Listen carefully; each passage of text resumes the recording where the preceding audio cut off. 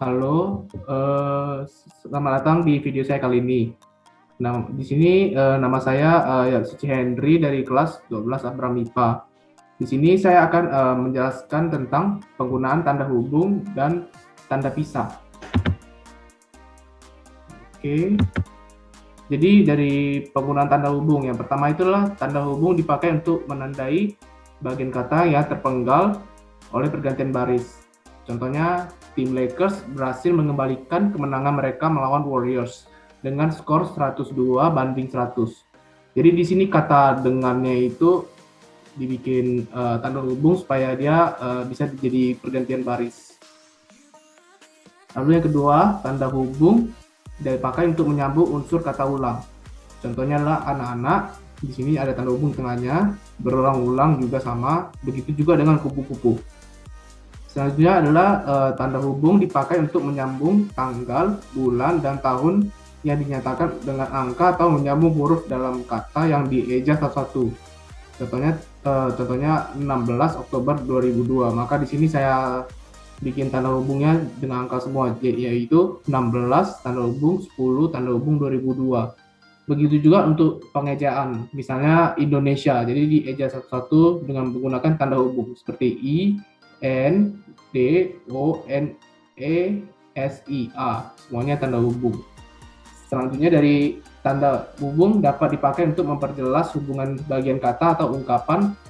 Contohnya dari mengukur, jadi di sini dia ada tanda hubung, meng itu imbuhannya, ukur tuh kata dasarnya.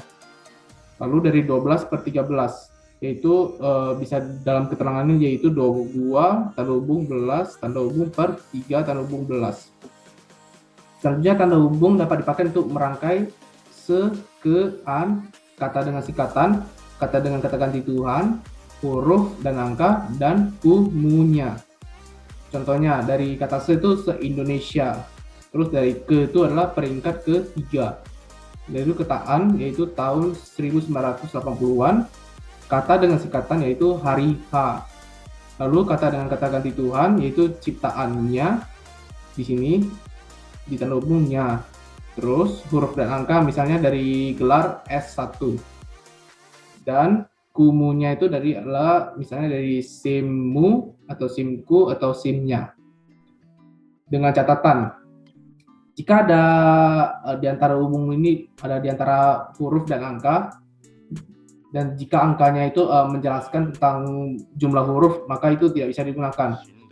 Misalnya seperti P3K, yaitu